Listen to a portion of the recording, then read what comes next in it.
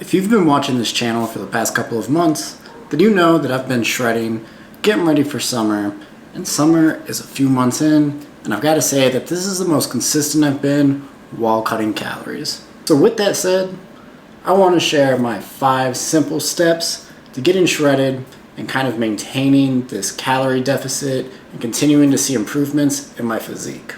These steps are going to be a variety of things between the actual process of losing fat or body weight, and also, of course, environmental factors like gym bros or your environment. So without further ado, let's get to it.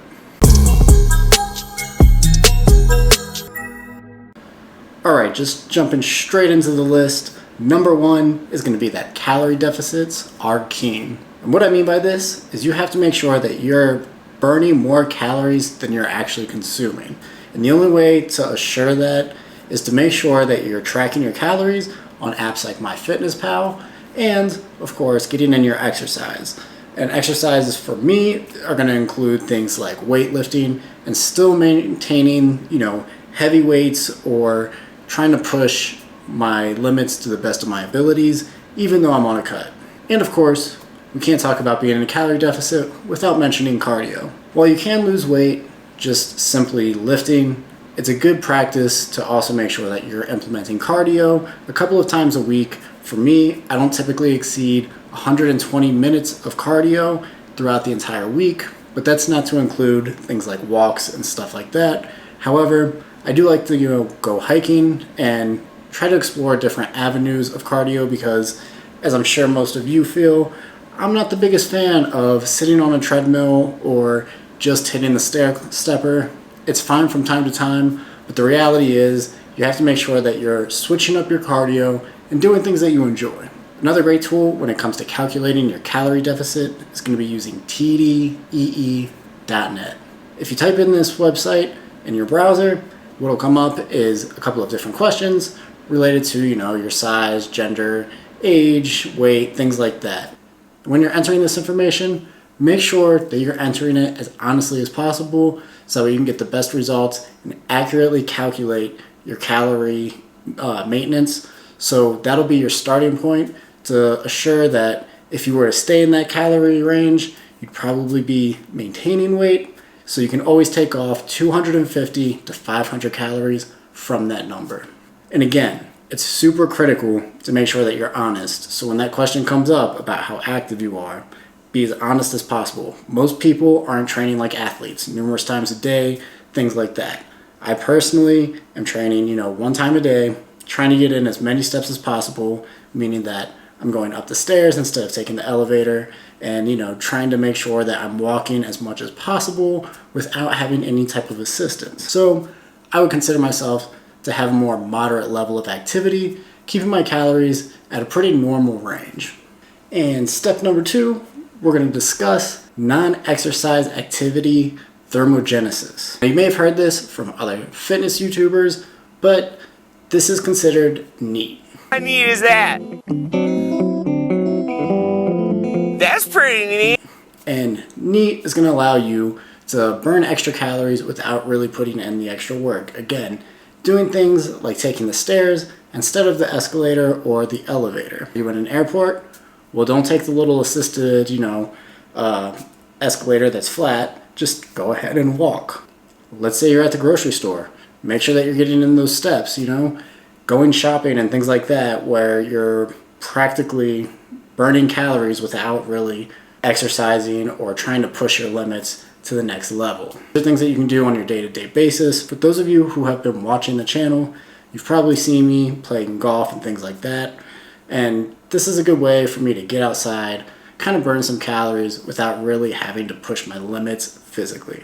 And increasing your NEAT is going to allow you to burn a couple hundred extra calories a day. This can also be overestimated, so don't expect to, burn 500, 600, 700 calories just, jittering in your seat or standing at your desk instead of sitting at your desk. Make sure that, you're appropriately accounting for these calories that you're burning. And step number 3, we're talking about choosing your environment carefully.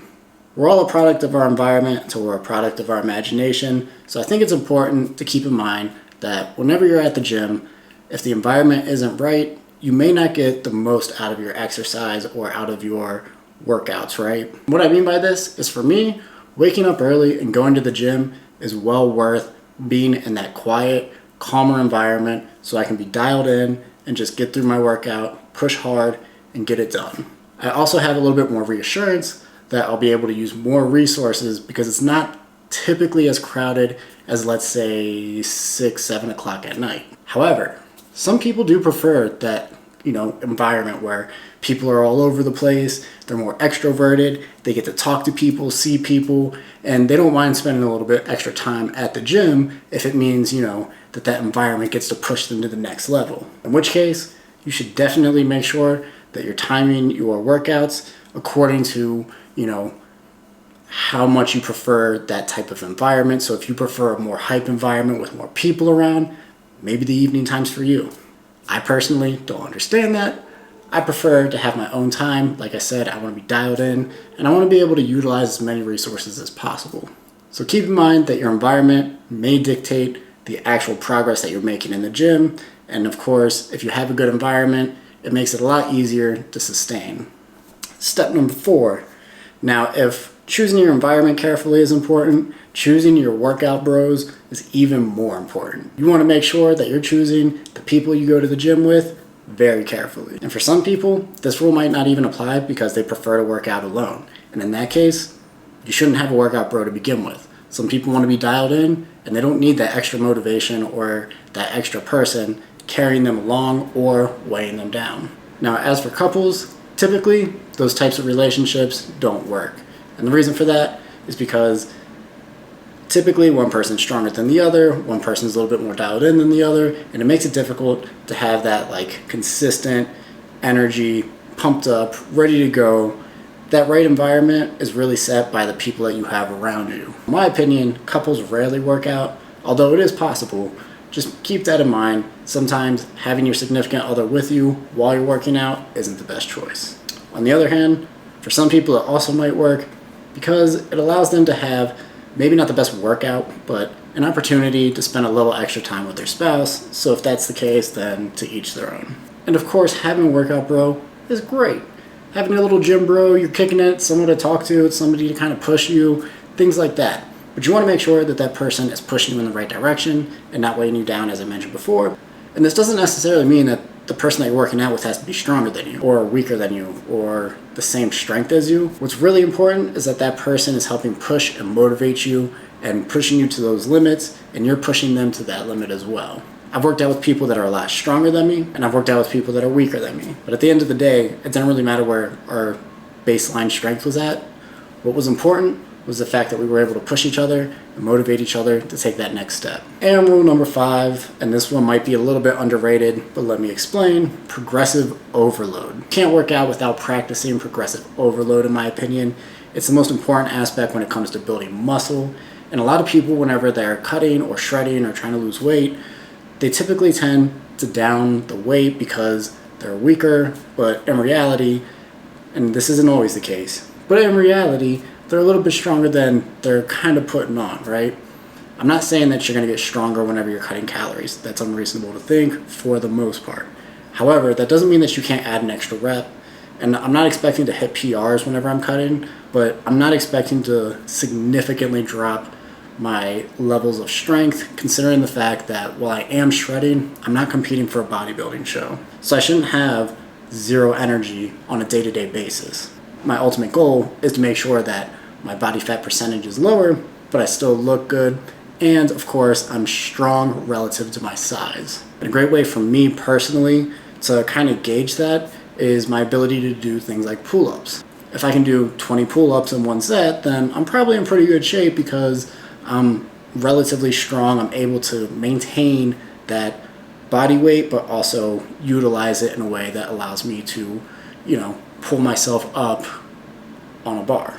And of course, if I'm able to hit 225 for a number of repetitions at, let's say, 165 pounds, then that's relatively strong considering the fact that I'm only 165 pounds. However, with social media playing such a big role in everyone's lives these days, we're used to seeing people hitting 900-pound deadlifts and, hitting 500-pound bench presses. But that's not really reasonable to think when it comes to, setting goals and things like that.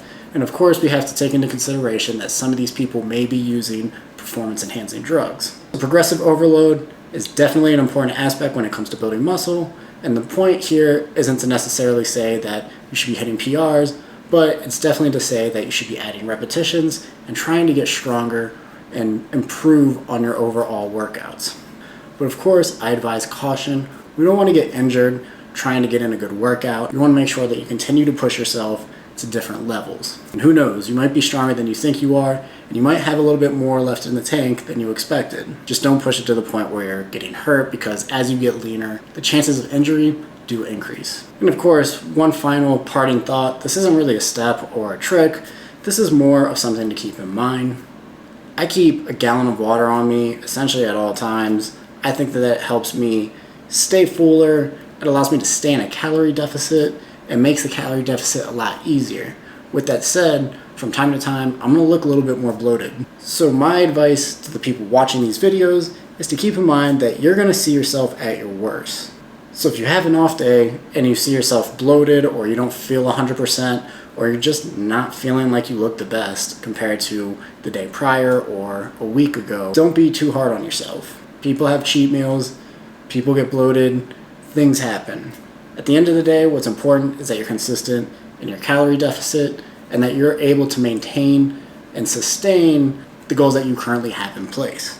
Consistency is just as important as, intensity, at least in my opinion. If you're consistent, then you'll be okay. Just show up every day and keep one foot in front of the other. That's going to wrap it up for today's video. Before I go, I do want to make a shout out to everybody that's been subscribing. My channel is definitely growing, even though my last video definitely tanked.